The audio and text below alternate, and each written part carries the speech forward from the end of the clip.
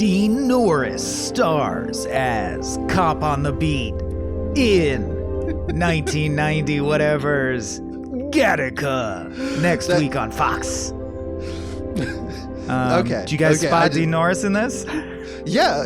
Okay. He has a scene. Of course. What are you talking about?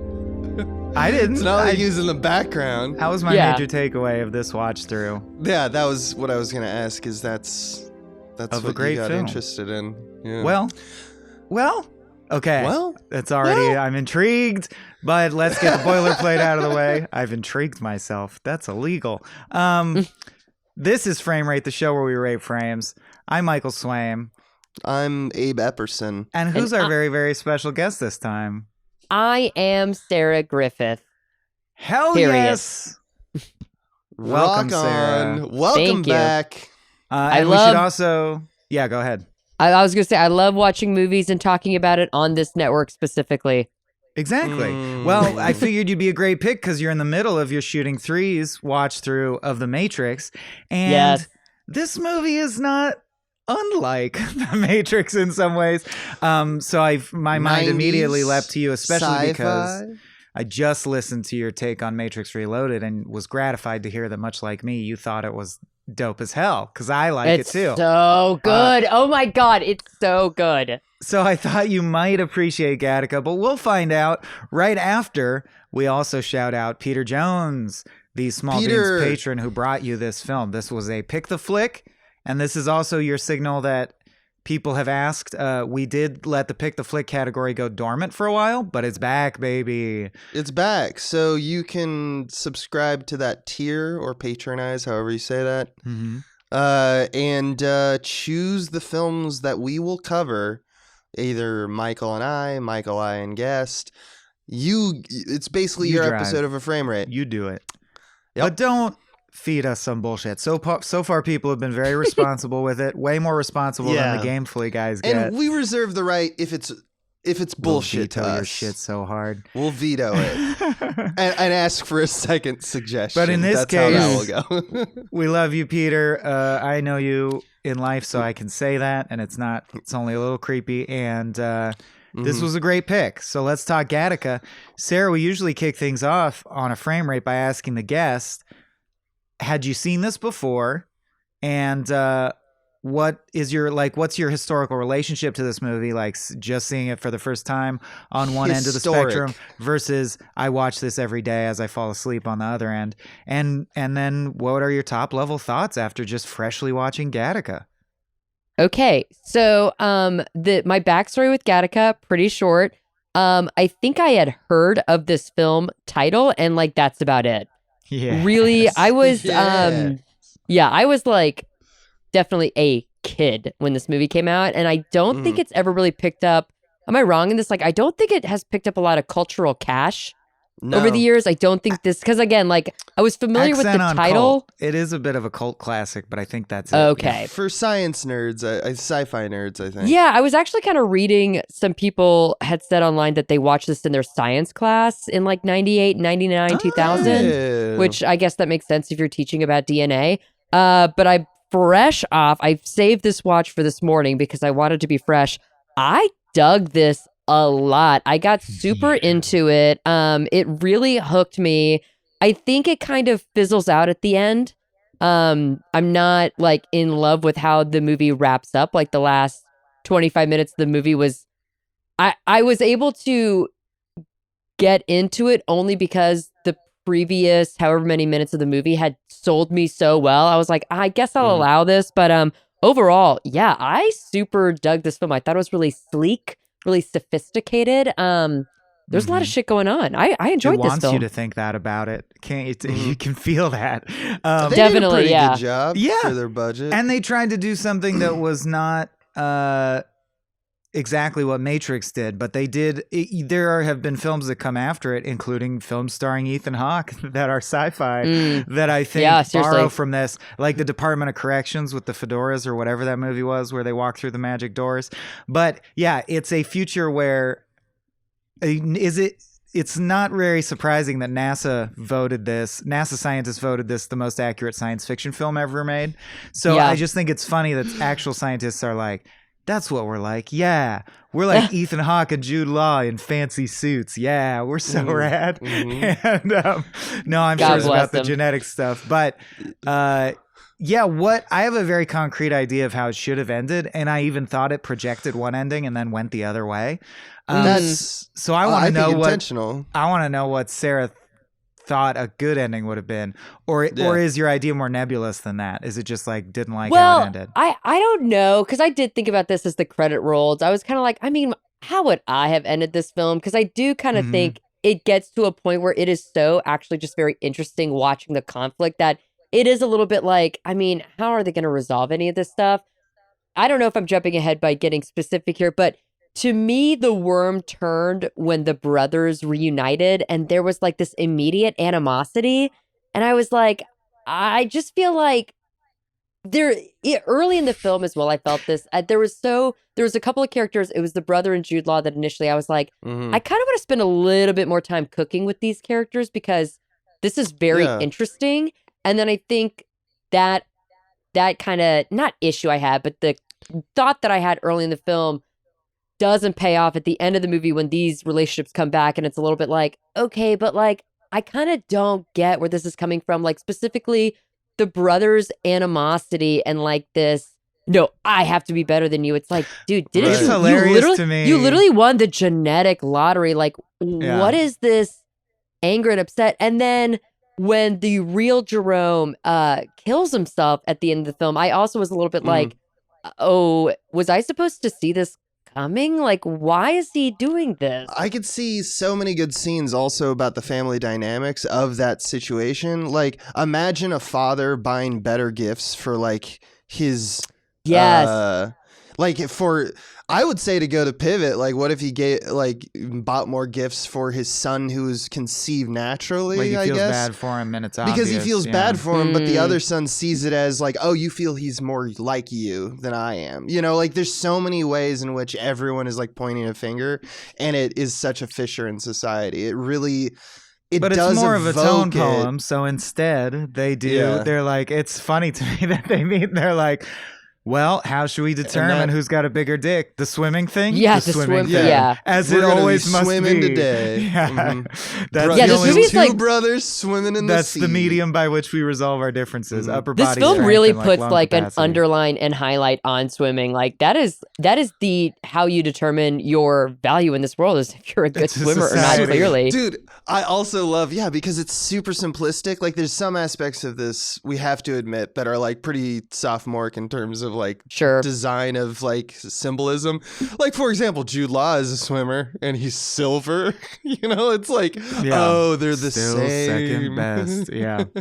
No, it's poetic in the sense that it's stripped down, and I do think it has a strong vision. Written and directed by one person, and their vision is not the most elegant. Like it's pretty surfacey, but it is poetic. By which I mean, yeah, they like to pick simple themes, right? They're like swimming, so swimming comes up almost too much, where it's like, we get it. Swimming is the symbol that you're using.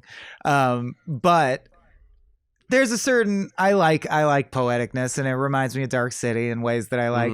Let's get this out of the way, because I think we've done the required amount of algorithm teasing before doing the synopsis. Sarah, in a quick nutshell, because you just watched it freshly, so I think this will be interesting. What would you say is the plot of this movie for someone who hasn't seen it? Like if I was going to tell a person like, hey, you should check out this movie, it's With about spoilers, blah, blah, blah. With spoilers, yeah. With spoilers. Okay, so... Feel free. Oh, that's a tough question. I mean, because I could explain it, but like, how do I even set up the premise? I guess it's this film that takes place in this slightly futuristic world where eugenics is absolutely determined as like how we're going to live life, to the point that you can genetically create the child you want to have by, I guess, coding their DNA while they're an embryo. So based on your like DNA, based on literally your genes, that determines your place in this world, where we have our main character. He was born naturally, like two people created an embryo and then didn't fuck with it and gave birth, a natural child. He's been determined he's lesser than. He has a dream of going to space because he wants to be part of this extreme, I guess, private space exploration program. So in order to achieve he works at a space factory. Yeah. Yeah, SpaceX, basically. It does. And so in order to accomplish that, he has to steal the identity of someone who was genetically designed literally better than him. He finds this person who, due to an accident, is left handicapped. So this character feels like he's got nowhere else to go anyway.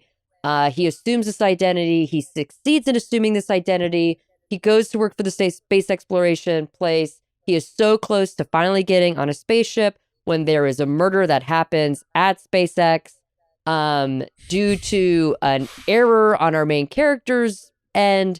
They find one of his natural eyelashes. So we enter kind of like this murder mystery noir where this is like, I feel like I'm rambling, but no, this no, is I was gonna say, Sarah, you're doing it perfectly. It's okay, like perfect. It's like watching Simone Biles tackle the uneven bars. Then I'll Tackle continue. Matt? So That's what she does, right? yes, she tackles it.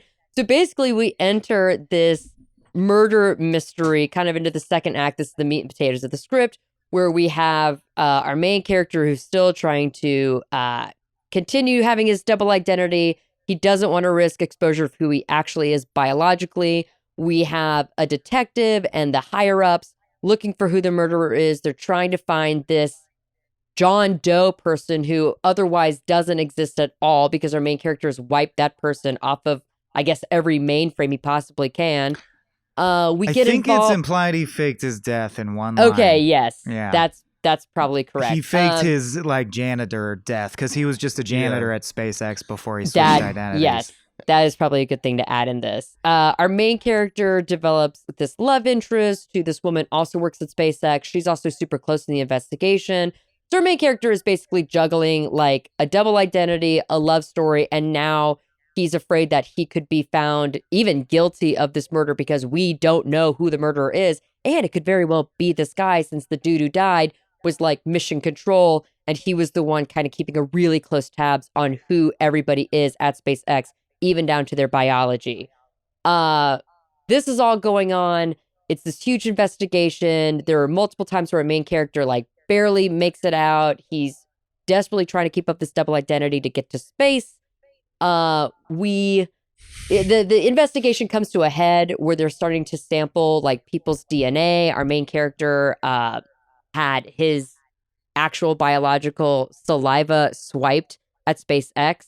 So now there's really strong evidence that this John Doe person is also our main character, which he is literally, but he doesn't want people to know that. We come to a head in the investigation where the lead detective actually gets super close to busting our main character. And that is when we learn that the detective that is looking out for our main character is actually the biological brother of the main character. Whoa. Jesus, this is really quite thick. But stumbling through it, basically, the love interest finds out the truth. There is another really close call where the guy who is in a wheelchair, he actually has to come forward and be himself. They wind up catching the murderer. It's not our main character. It's not anybody that we care about. It's another guy entirely. So that murder gets wrapped up there. But there's still the story of this stolen identity. This detective absolutely knows it's his brother who has stolen this identity. The two of them confront each other at SpaceX. They have essentially a pissing contest where they determine who is the strongest person because I guess that's super important to them. But basically how that resolves is that I think it resolves in that the brother recognizes the main character. Ethan Hawke still wins, even physically, because he just tries harder. He has more heart, so to speak. Yes. And the film ends with our main character succeeding. He manages to get to space. The man whose identity he stole takes his life. And I think that is Gattaca. That's Gattaca. You lost me in the second half. I think you could have just gone straight from I'm sorry. Catch him many times to, and then he goes to space and he. I'm sorry. I'm telling you, it was easy to set up, but once it got to the middle, there's it's like true. a lot going on. That's a little sub frame rate for you. It's the level. It's the level of detail at which you choose to engage. It doesn't matter. It doesn't matter. No, you I've did been an doing excellent this. job. You did an excellent job. I thought Thank you did great. I'm telling I mean, you, if like I felt myself like getting in the thick of it. Like, here we go. But It really gets, at the end, it really does get convoluted in a sense because of, I think, what you were saying earlier. It doesn't truly earn all of its, like, threads it's going on. That's the thing. So notice that Sarah said in there, even as you expertly, like, navigated the plot, you were like, and this guy did the murder, and we don't care about him. That's what I want to zoom in on. Yeah. And I do want to hear from Abe because we haven't heard his sultry voice in a bit. But both of y'all, I thought... In fact, I wrote in my notes, it because I misremembered the ending. I was like, it kind of telegraphs pretty early that the other detective's his brother and that Uma Thurman killed the guy. And then I get to the end and I'm like, oh, Uma Thurman didn't kill the guy. Uma Thurman should have been the murderer. Don't you think that would like tie everything together much more nicely and show that she's undergoing the same, that like sexism still exists? Because they did that play with racism where they have the genetic doctor be a black dude who talks about how we've come so far, genetic engineering makes it so racism, like, or, you know, prejudice isn't a thing. And then he goes, and what kind of skin do you want the baby to have? And they go, very fair. And I was like, see, that's good. That's a good moment. And that like has layers to it. And I thought if it turned out Uma had her own agenda, it just seemed like it's like, and she was there. She was kind of set up for it because she's in direct competition with him. She also is competing to go to space, and they never wrap that up. Yeah. It would also resolve an issue that I have in so many movies. She says after they have sex, I wrote it down. She says, I know you had something to do with the director's death. And this happens in movies like a man and a woman have sex and the woman is like, I know you're involved in this somehow. You know that and you had sex with him anyway. You think this man may be involved in a murder, maybe the murderer himself, and you still slept with him. I don't know if that's actually true for women. I don't care how hot and how sexy and how like hot things are between us. If I suspected a man of being involved in the loss of a human being's life in a brutal way, the way that the director died, I would be like, you know, why don't we take it slow? Do you know how hard it is to beat someone with a keyboard? Seriously. To the point that their skull fractures? A keyboard is not even that substantive. That was crazy. That is pure force. Died. You may as well have choked him to death. Right. It's like a crime of passion that is so... it must have been so sudden and like simplistic. Like, I must kill you now in order to look around and be like, keyboard, that's the answer. Seriously. Although they didn't have a lot of stuff in their rooms. That's true. It's very like modern minimalist design. Yes. Everyone is stunningly hot in this, I gotta say. Oh yeah. I would also say on the Uma Thurman front, because Dwayne, you kind of brought this up, but like, it is interesting how even though like genetically we have like different ways of judging people, from her character's perspective, it still feels like women are treated less. Because even when Vincent's parents were picking out a second child, they could choose between, do you want a boy or a girl? And they still went with boy. Then we have this of the leadership's boy. And I thought that Uma's plot line wrapping up would have shed light on that or crystallized that. Right, because that interaction with whoever the guy who's actually the murderer, where he's saying like, well, you know, you need to be in charge of this investigation. There were definitely the tones of like, oh, this man is misogynistic. Yes. Yeah, you know what I like? It was interesting. And I agree. It just kind of like didn't really say anything else about it. I thought that what they were doing is bundling the idea of a society who believes that it's better to go the eugenics route is also going to have other weird beliefs that are then like placed in society, like women are inferior. That might come up in, I don't know, the Third Reich or something like that. So those two things simultaneously exist. But I don't know. As we know, sci-fi writers Well, not so good. manual editing of the base pair gene sequences is now possible. Like that technology, CRISPR, exists now.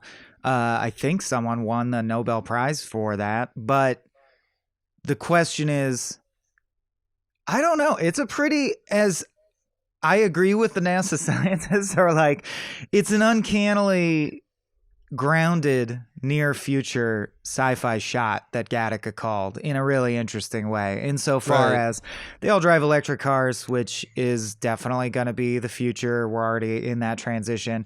We've already just sort of ironically landed on calling it SpaceX, but yeah, Gattaca basically is a prediction of SpaceX, like that there will be private rocketry firms that will just, that's what SpaceX wants to do, right? Is like, we'll take your mission, you pay us, and we have the expertise and equipment to send people to space and back. And the only question then, I think, is, will humans... So then I can also think of many historical instances where humans are foolish en masse, like where we create a law that's unjust, like the prison industrial complex, for, you know? So is it possible that we could ever think soft eugenics is a good idea, and most of us think that's a good idea, and we don't get the irony of the stupidity of that, and we do it with CRISPR or whatever? I don't know. It could happen. Like Gattaca could I happen. definitely think it could happen, but that's why we were surprisingly, we don't do it with other technologies, but we do it because birth is so important to us. You know, look no farther than like pro-choice, you know, and pro-life debates, and like the situation we're in there. Like, we actually smartly decided we're going to put the legislative ethics, like, pen that down first before we get Dolly the sheep, you know? And that was during the same time. That's, I think, why this film was made. Is in the late 90s, there was a big conversation about like, oh yeah, when we do get cloning, what's up with that? And they had to kind of figure, they were like, since it was still hypothetical, which I don't even know. I bet there's an interesting story of how that became a story. I think it's just probably someone said it and everyone just kind of like memed it until it got, you know, worldwide coverage. But it's a very interesting notion that we as a people start, and I'm sure it's not even close yet. It's in its infancy, but we just decided to like, we're going to pause on this. we're going to dip. Like, people are not going to be able to clone or do anything with humans. But there are arguments about like, well, what about like stem cell treatment kind of stuff? Like, if we just use it to eliminate stuff that we could cure otherwise, but we could just avoid that cost.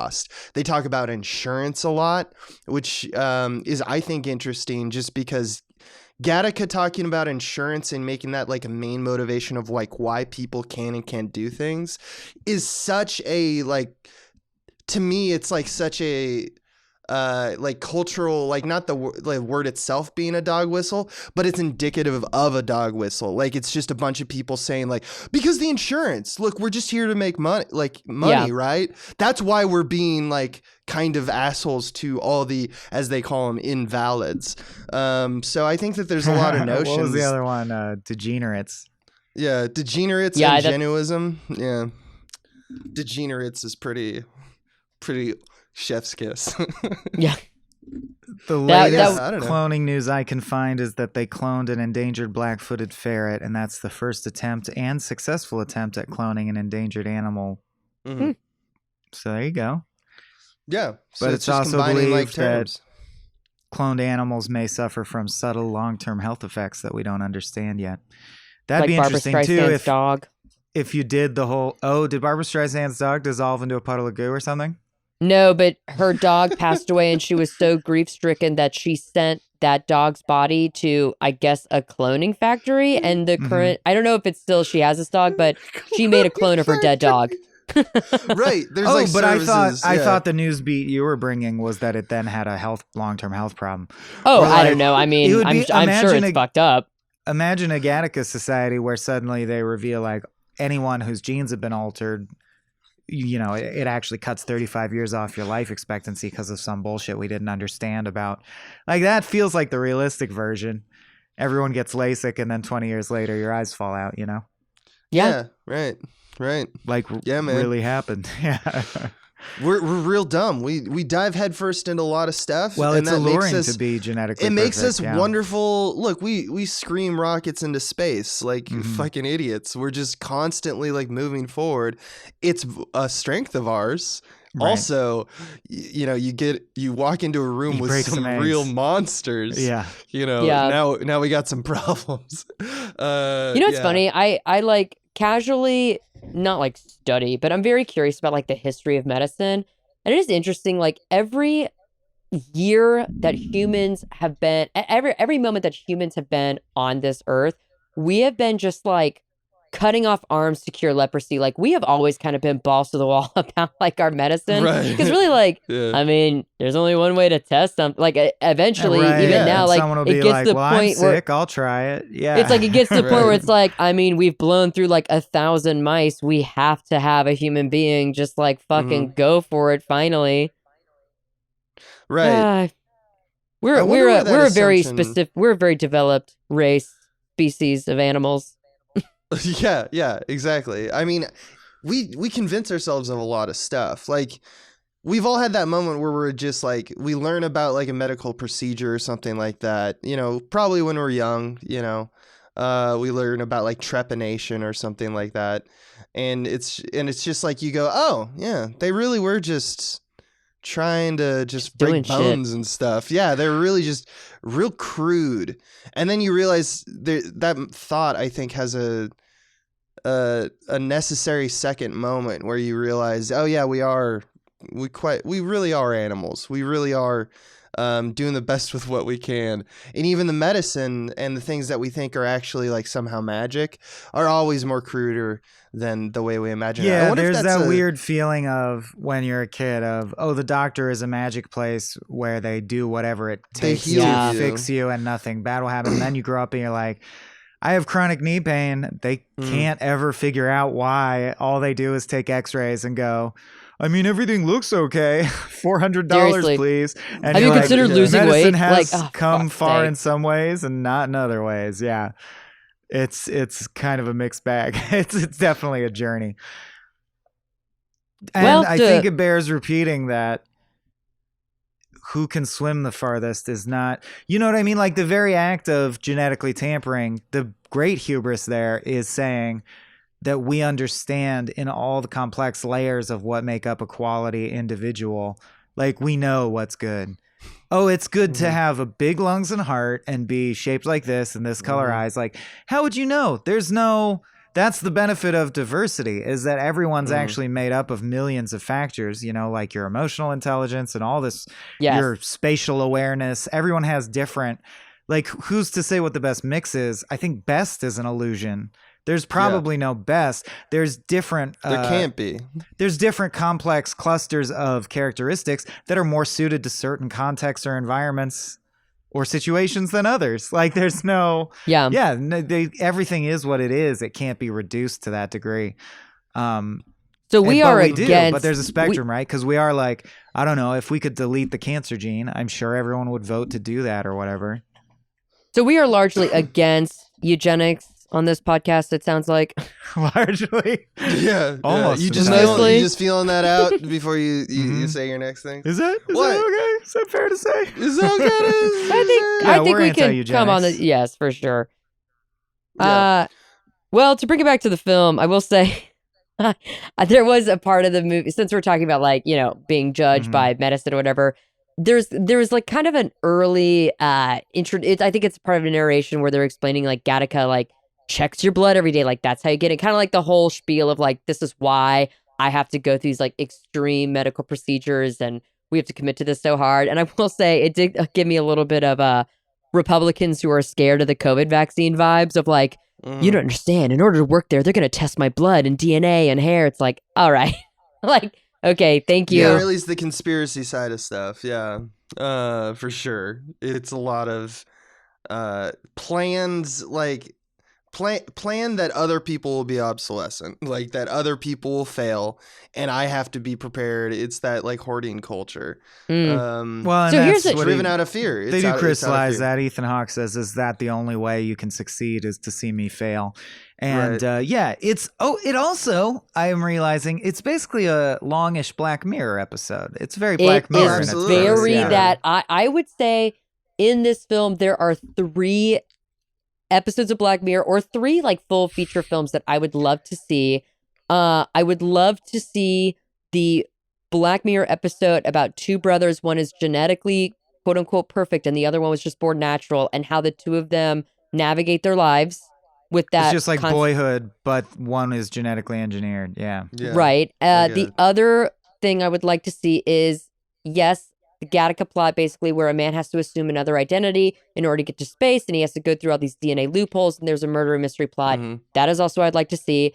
And then the thing I think I would most like to see is actually just the story of 2 men. One man is going to give his genes essentially to another man, because the first act of this, where it was kind of the 2 Jerome Morrows coming together, learning how to be one another. I would watch a feature-length film that is just that, actually. Well, you've seen that, because isn't that The Prestige in a lot of ways? Yes, I think so. But I want to see it a little bit more scientific like this. Yeah, I like the less magic. I like the science. gene thing, because as soon as you were talking about the themes in play, I was like, another Jude Law film, Talented Mr. Ripley. About being someone. But that has everything to do with like status and that aspect, but doesn't encounter the definition of who you are, literally your DNA. That's where things get really like, all right, this is messed up. And I think that adds a little bit more of the intrigue. I agree. Well, I thought even like the thing about he is learning how to write with his right hand because he is naturally left-handed. Like, that is so fascinating. Like, I could really make a meal of like those kind of moments. And like, Details. even in this film, like Ethan Hawke and Jude Law, there's such a great relationship there. I kind of wanted more from Jude Law's character. Nothing against Jude Law, but like the character itself, I was like, this guy's really interesting. They do it in this film, but I would like to really soak it in, the emotional journey that the real Jerome Morrow, I keep calling him James, because Jerome, I think, sucks as a name. The real Jerome Morrow, where he is grappling with the depression of losing the man that he was. And I kind of get the vibe, it's not explicitly said, but I do get the vibe that he is somehow considered less than in this society now, that he is That's disabled. what I think. That's where the movie, I think we all kind of agree, especially with 2021 eyes, it lost a step in not crystallizing, like, yes, there's supposed to be an undercurrent of racism, sexism, and ableism still exist, but they don't really, the film doesn't make that clear or really linger on it long enough. And that's something for you like to have that thought. Yeah, and I think emotionally that would be very interesting to play, like coming to terms with this is his reality, and then also, the turn of, okay, I'll help you. I think Jude Law has this line that's like, I gave you my body, but you gave me your dreams, or something like that. That I was like, oh, that's that's a great line. That's such a perfect way to describe this relationship. Because he's perfectly built, but has no particular ambition and is just an alcoholic, suicidal alcoholic, which is also, by the way, alcoholism and suicidal tendencies are both genetic, so I don't know why they don't screen that out. Nor do I understand why they don't have an easy way for Jude Law to get up and down the stairs. I guess they looked at the staircase I literally wrote and they down, were like, well, it looks like DNA, we better keep it. It's pretty simple. Yeah, I wrote down, like, they can go to the rings of walk-in furnace, and I don't understand why what they the have fuck? a walk-in well, furnace. They can go to the rings of Saturn, but his wheelchair is so rudimentary. Yeah, it's like true. There's really, but maybe we His could life's make so hard. if we're being They're generous, making maybe we can make spaceman the argument that in this world they've stopped making wheelchairs and crutches and things of that nature because right. there's so much genetically. But again, like I wrote this down too. There's a line that says there's no gene for fate, because I kind of mentioned like when a baby's born, we could even tell how it dies. It's like, so I guess like, and maybe this is true, like nobody gets murdered or no one dies in freak accidents. Because, I mean, I will say to the no one gets murdered part, they do treat this murder like, I mean, they are tearing the town apart finding like, this it's murder. wild And that this guy got murdered. Yeah. yeah, and I don't mean to be desensitized to violence, but maybe as an American living in the 21st century, is one murder really like this extreme that they're busting up like parties in town and lining people up? Yeah, like everyone's done one murder.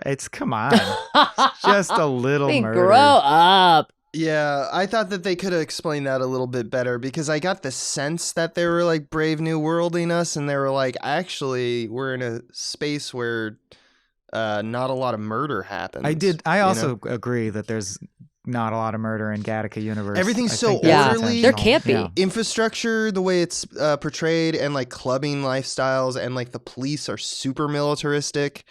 There's implications of a farther reaching world that is reminiscent of other worlds that were like, kind of preached by, Huxley or Orwell.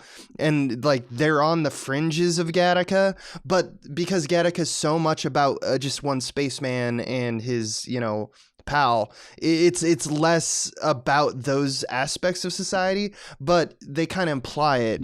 So I don't know what in other words, it's like when movies do that, I do find that it's a little frustrating because I'm not sure what in my brain I should do the work for you and when I shouldn't, because you got to give me but if they're like, this movie is pretty good at like, for the most points, they're like pretty good at explaining like all the things that I feel like I'm in good hands. So I do typically fight for it, but it is kind of a silly movie in the assumptions it makes about how society would be operating.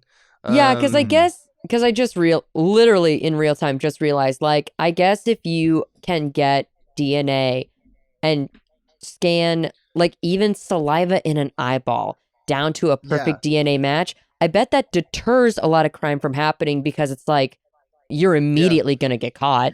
Well, and if everyone or the vast majority of people are genetically tampered with, something they repeatedly say, which I don't even think we know for sure yet, but they act as if the operands that determine whether you have violence in you, like several characters go, scan my DNA, you'll see I'm not violent. And I'm like, I didn't even know that was on the genetic level. There's got to be a nurture aspect, but okay.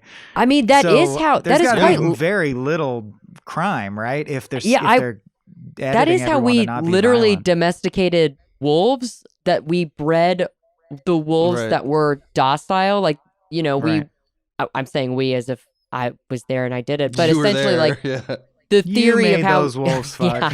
Exactly. But there is like what research this. I watched a Netflix explained episode about this, so I'm obviously an expert. But essentially, we bred the more docile wolves with other docile wolves, and we kind of like bred their natural aggression out of them. But again, like one line in the movie could really just answer all these questions, and then like we can move on. And it doesn't, Abe, I agree, like it doesn't have, you don't have to like force it into my mouth and make me chew and swallow. Like if you put out a little mint, I'll be able to get the bigger picture through just like one or two sentences that says like, well, we haven't had a murder here in over 50 years with the, genetic sequencing, blah, blah. You know what I mean? Like one thing someone says one time. It has like a Blade Runner vibe, because Blade Runner does kind of the same thing. It's withholding about how its world works. It's like a play. It's withholding, but it also lets you see those. Okay, so one of my favorite parts, and I wanted to actually see what you guys thought that was. They like blip past it super quick, and it's like a Uma Thurman scene where she gets the hair from Ethan Hawke's comb, which we know from a previous scene is actually Jude Law's hair, because he's planting this stuff in his keyboard, et cetera, et cetera.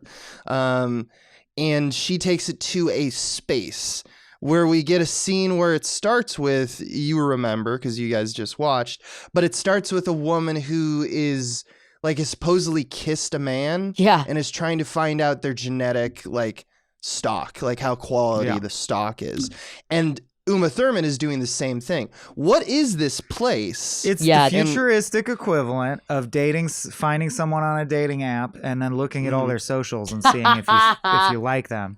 It's right. Everyone so it's in the future actively gets people sequenced to find out shit. It's like getting 23andMe done proactively. If it was at that other cavalier, people. though, that means all the scenes where it's just like, which I just don't believe, all the scenes between Uma Thurman and Ethan Hawke where they're like, oh, I got your hair. Oops, the wind caught it. That means they're like, I'm not even going to read your profile. Well, okay. That is. It's like people flirting and being like, I believe Yeah. in real romance. I'm not even Googling you. It is. That's the vibe of that interchange, I think. I will say this. Yeah. My read of that scene was that woman, and maybe I'm reading too far into it, but I was under the impression that that woman like made out with a guy at a bar or something and was like trying to just figure out who he is, like name-wise. Find him. Right. But you could also theoretically But you could also determine if just he's a get good the match whole- as a father or Yeah, whatever. like you could, I mean, obviously Uma Thurman got an entire sequence, which it is, again, we're in space, but the only way to communicate DNA information is through scrolls. Right. Yeah, Like you saw how long that that's a printout way- was. Pneumatic tubes. But that's a very... I think I don't know if this makes it okay, but there's a tradition of doing that with sci-fi on film, right? Is taking the future and combining it with how you like, I bet fucking suits from the 20s come back in a big way in the year 2055. Yeah, the brutalism was very... We do that a lot, yeah. It's fun because it's also I a think good it's way kind to of fun. Well, because the other thing is like, all right, so otherwise you got to make culture. wacky guesses about what fashion will be. And it becomes dumb in a different way. Not everyone's Tolkien. Not everyone's gonna be like, I'm just gonna invent a bunch of cultures on my own because I want to. They're gonna take from other stuff. They're gonna be like, oh yeah, no one really knows about like Aztec art, or like they're less familiar with Deco art. That's what my future's gonna be. I don't know. Yeah. Can we, before we get out of this, I wanted to at least nod to how fucking stacked the cast is. It was constantly delightful to keep Early seeing days, new people. It's the film debut of Maya Rudolph. Yeah, I didn't clock that until later. But Ernest Borgnine is my favorite. Ernest Borgnine's the other big one. And Alan Arkin as the lead Tony detective. Tony and Tony Shalhoub. Shalhoub as the Tony sneaky Shalhoub. gene thief guy. Ken Marino. Wait. Where was Ken Marino? He's just one of the technicians at Oh, one point. fuck, dude. That's awesome. Wow. And you mentioned, we mentioned Alan Arkin. You mentioned Dean Norris at the beginning. Blair Underwood's in this. Gore Vidal is in this. Him I wouldn't recognize, but I know the name. Also, a boy is in this who plays the teenage Vincent, Ethan Hawke's character, and I just like his name, which is Chad Christ. Chad. Wow. Christ. That's just a good name. My God. You're He is literally, here oh my low God. to lead us to the mall. To the Chad mall. Christ. Holy shit. Oh, and Dean that's a Norris solid as the joke. guy who was roughing up Jude Law. Yeah, cop on the beat, as he's credited. He's really good at playing like the angry cop, I guess.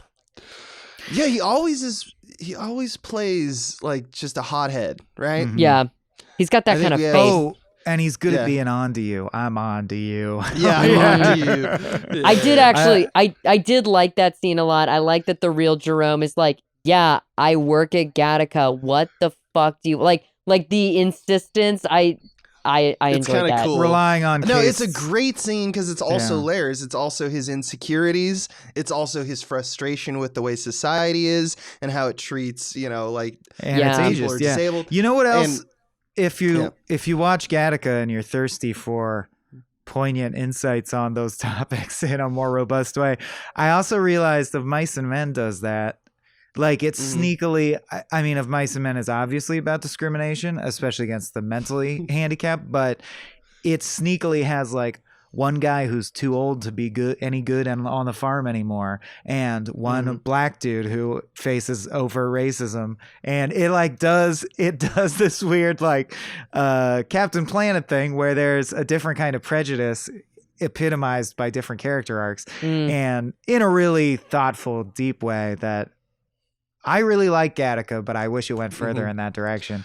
And I think if it was remade today, it probably would. But it strives to be mythic and epic and iconic and poetic, and I think it achieves that to some degree. And I think that's why there's a lot of blank spots, or the stuff that we notice and we're like, why did they withhold that, or why isn't this explained?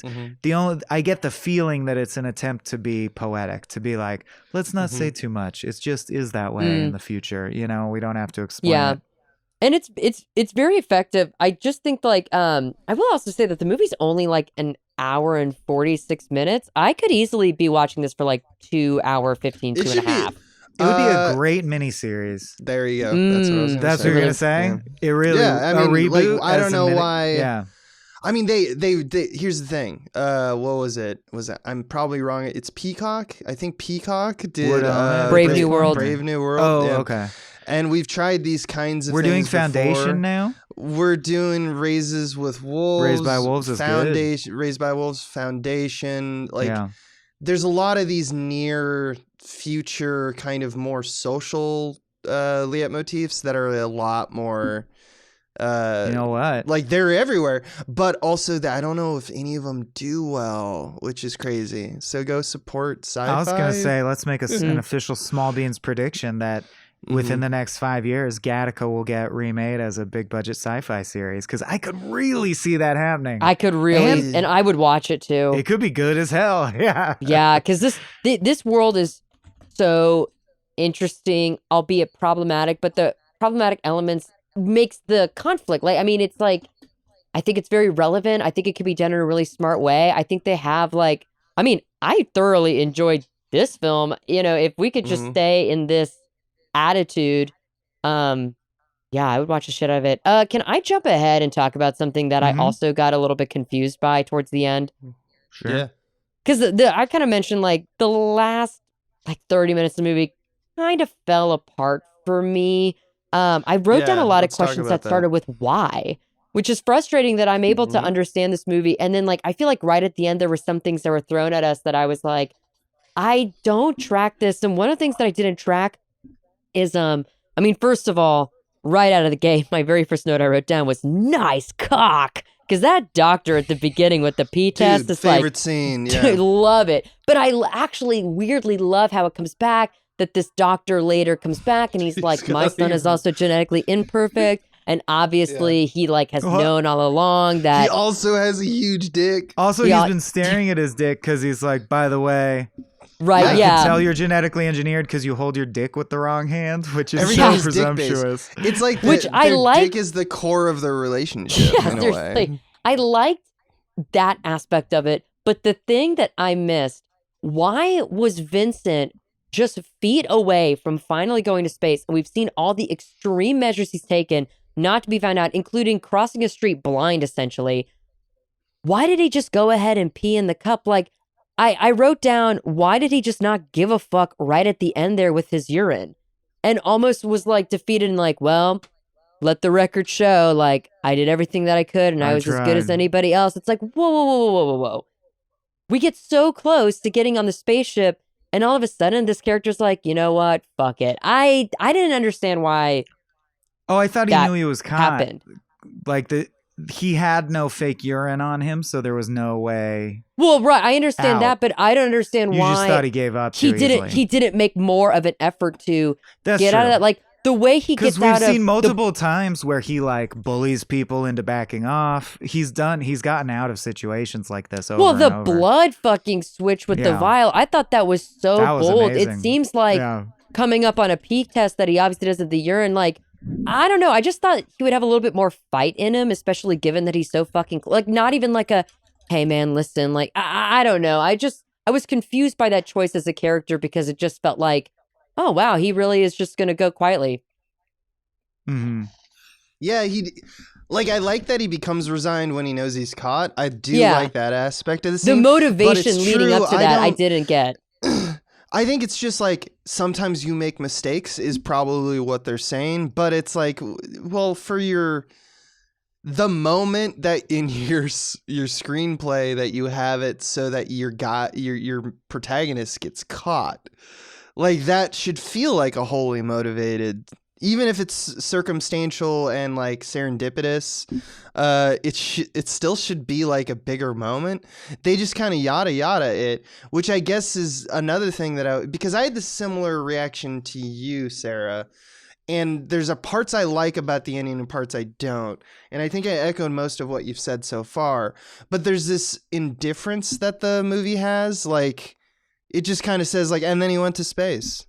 And then Jude Law killed himself. And he always wanted to go to space, so I guess that's good. And that's a very, very sci-fi thing to do, because sci-fi nerds, we're really into the indifference of the universe. And it's usually a theme in these movies that there's no providence, there's no fate. It's just a bunch of stuff happening. Well, the last line of the screenplay is, they say every atom in our bodies was once part of a star, so maybe I'm not leaving, maybe I'm going home.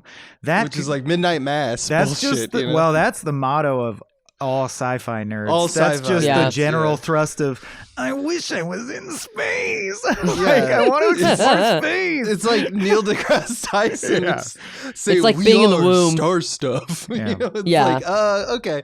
Yeah, it's true. And I would argue that's what the author intended. They want mythic, basic sci-fi shit. Almost like 2001 is basic sci-fi shit, you know? That's super basic. That's like someone who's not a sci-fi nerd looking at sci-fi nerds and like, understanding what are the elements? Very well. Space. But it's different from like a nerd who's like a real nerd, like me. I would argue that a real nerd would at least put spacesuits on the people. I think the dumbest thing in the whole movie is that they fly to space in just nice 3-piece suits. True. It's very Men in Black. I hope we never fly to space in normal suits. You got to dress up to go to space. Come on. Come on. You got to look good for space. Yeah, we want to have some kind of bodysuit or sci-fi. Not even a helmet? Spacesuits that I made that look like normal suits, right? They got like a bow tie on them and stuff. Yeah, that's fucking weird to me. Not even a uniform, cool. like I don't a fucking think it's cool. I think it's uniform dumb. with the logo on. I think it's they got style. You talking about stupid stuff though. Did you guys like how our main character's name was Vincent Freeman? Do you think Do you think that's intentional? Do you think that the other guy's name is Jerome because it's kind of like Gino? I do, and I also think his middle name is Eugene because it has Gene in it. Oh yeah, what a great film! What a great film! Well, and it's Vincent. It's Anton is the genetically perfect brother. That was supposed to be Vincent's name. They changed it. There's actually like a whole lot of name play in this. I think IMDb has like an entire breakdown of like all the names are like Irene. Her last name is I think like Cassini, and that's like Cassini. It's like it's like a there's like a whole breakdown of like all the names are this, that, the other thing. Which hey, I appreciate a little. Well, and an early title for it was The Eighth Day, which would be cool because it's like the day we started playing God. I kind of like that, but of course. The most common piece of IMDb trivia available about Gattaca, the thing that multiple people obviously rushed to their computers to add is, did you notice the title Gattaca's made out of the letters that DNA sequences are? Yeah, I'm too dumb about DNA to know any of that shit, so sure, I'll take it. Here's my favorite part of that fact, though, is that the credits open and they do this little thing that movies love to do that it's super cute, where it's like they do like font work. And one of the things that they do in this movie, in these credits sequences, is that whatever the name of the actor or the producer or like, the crew member is, as their name fades away, the A, the G, the T, and the C remain. Now, the only reason I mention it, because it's just an effect that no one ever talks about, right? But the way I mention it is the first like 8 names only have A's in them, and that the person who was working the credits was going nuts for like, why are all these names just A? And then they finally get to Tony Shalhoub, and it's just like, hell yeah, we got a T in there, baby. I just imagine working on this film and being that person. And if you're listening to this podcast, I see you. You did it. You did it. Yeah. Good job. Wow. Good. I mean, I've only seen this movie once, but good catch. I also that to fully assume Jerome's identity, Vincent has to undergo leg extension surgery, but in real life, Jude Law and Ethan Hawke are exactly the same height. Well, here's the That thing, gave is me that- such a visceral reaction Okay. as a short Getting your legs person. stretched. Yeah. Because that you can do that. That's a real procedure that people they'll can break do. your bones and straighten your legs out and stretch them okay. and No. reset them. Can I confess something super stupid to you guys? Like, that's going to reveal how stupid I am. You know, people also are going to listen to this. It's not just like we're recording this conversation. Are you? Just so you're aware. Yeah. Okay. No. Okay, so when I first watched this movie, that was the most visceral scene. Like, it was the scene that I remember to this day. I was like that. I was like the leg extension scene. Now, when I watched it this time, it's pretty clear to me that they just like they stretched his legs or they like cut some of his tendons and, you know, like stretched it, right? Mm-hmm. But I think because of the sound of the drill in my head as a child, after, like, I don't know how old I was, but I literally thought that what they did to make his legs longer is they cut off Ethan Hawke's legs, and then they added some of Jude's Law. Like they cut a disc of his and leg then they out. connected it together and like connected the bone, because crazy science shit No, can dude. happen. No. And I thought of that like surgery happening, and I you was like, went, that's "Oh, horrible. boy, my leggies. Oh God, my shins feel Thank so you, weird Michael. talking about this. Jesus Christ. Yeah, that's what I thought it. That's I will pretty also dumb. say, in terms of that whole process, man, they get really far in the transformation before Tony Shalhoub drops the bomb of like, and by the way, you're like 2 inches too short. It's like, damn, Mhm. that should have been like, how is that not like up front? Like, oh fuck, I'm shorter than this guy. And I love that they constantly flash his real picture. And they're like, no one will notice. Who gives clearly a him. shit? But you have Yeah. to be the exact height, motherfucker. I don't play Yeah. around. Like, what is mean, that inconsistency? That makes Maybe no maybe it sense. doesn't need to be said, but it is wild that they have all of this technology And for they like don't change instant his DNA face. and like facial recognition. That is technology Yeah. that I think we That's- had yeah. in '97 when this movie came out. Right. Right. But And you yet know, they whatever. do It's just like, thing- nope, they never looked into it. They do the thing where they're like, even Ernest Borgnine doesn't recognize him because he doesn't expect to see him in this context. And you're like, Yeah. I still think he'd That's- recognize him. Yeah, I'm sorry, I don't I'm- buy that. If I see my like a person that I've I'm known, like, you're in a different suit in- today. at the supermarket, I'm not like, I've never seen you here. Well, also, must not be you.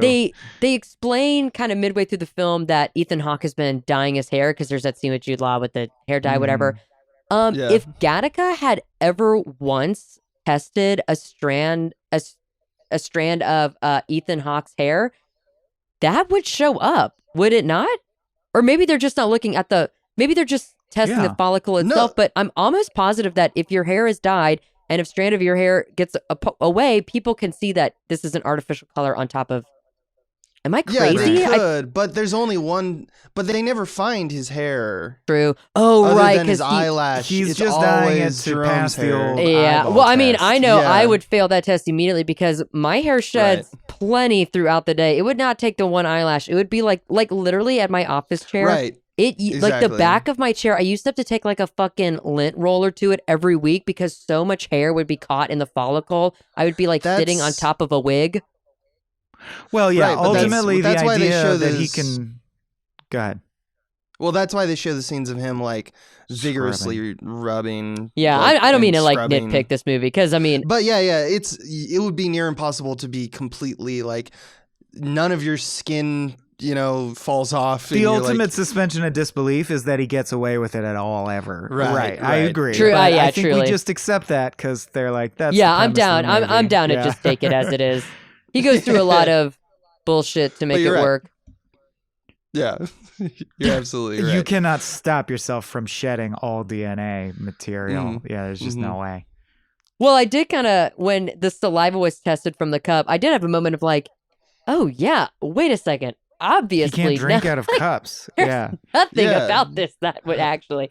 But Like again, he's I'm constantly covering up every location he goes to. Is possibly how he's doing it. I don't know. I Let's- also love in terms of things that are like that's just not possible. Mhm. I don't believe is that he talks. So Jude Law is like, you're going to space, my boy. Good job. It makes me good somehow. It validates And you know me. what? I'm going to, because he secretly knows I'm going to kill myself, but he's Yeah. also like, just in case, because I'm going to be traveling. Right. Jude Law is like, I put 2 lifetimes. This man pissed 2 lifetimes worth and saved it over time. I didn't know that piss and can you skin and piss shit. And, yeah. 2 lifetimes in like how long? Any amount of time. Think You're of any saying, amount of time. right. You're saying even if he's been doing this for 18 months, that's still all day, all the time. When Yeah. Ethan Hawke's at work, Jude Law's at home going, Piss. I gotta grow more skin for my buddy. I need more dead Look, skin. the skin, he's the just a hair, factory. the skin, the hair, the piss. I get that. He's just as pumping somebody, it out. As somebody who does donate blood, there is there is no way Jude Law isn't like asleep during all of this film from pure self-induced anemia. Like, so when you fun fact, you have 13 pints of blood in your system.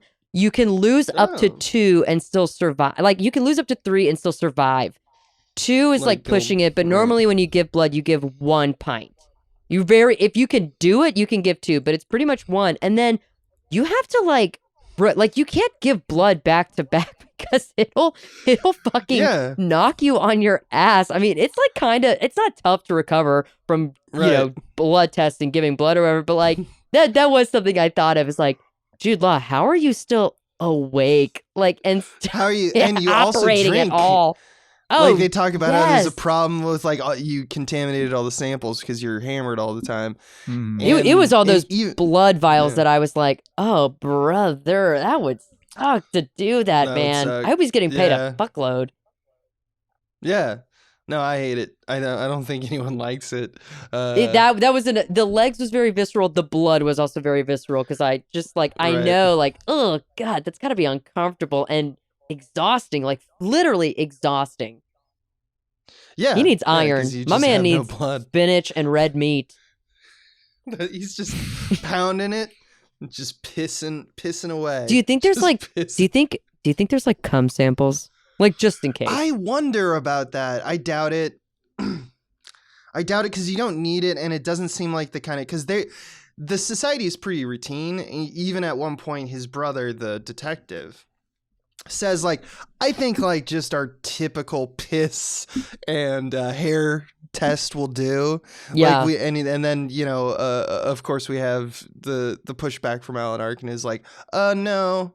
I would like to get. I'm gonna need that cum. Yeah, I doubt we're gonna be in a situation where we can do fingernails. Yeah, kind the of first want the shot's piss a and cum. fingernail, implying you can use it. I would, but I think if you brought cum to that service, they would test it.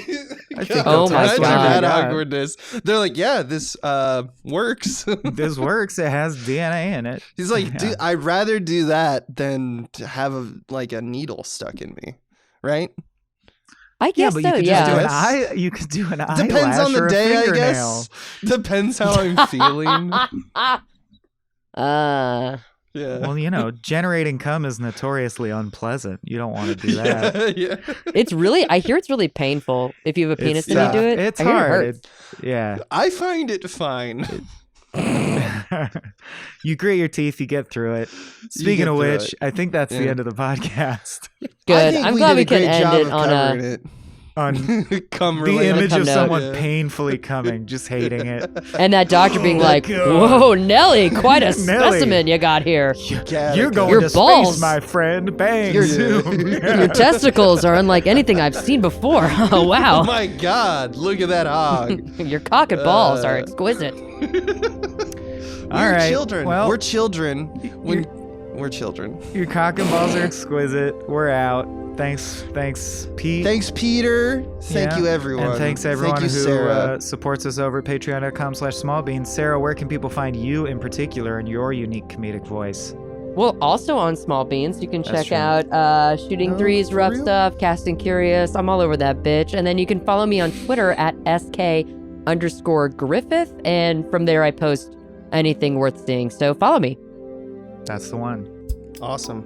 Bye, y'all. Bye-bye. This has been a Small Beans endeavor. We're a bunch of pals who make podcasts, sketches, music, web series, and movies. The beans always have new ideas percolating, so make sure to check us out at patreon.com/smallbeans. That's patreon.com/smallbeans, where you can browse all of our current and past content, see what we've got planned in the future, and learn how your support can help the small beans grow into huge, giant monster beans. If you enjoyed this content module, please like, rate, subscribe, or tell a friend about us. We love you!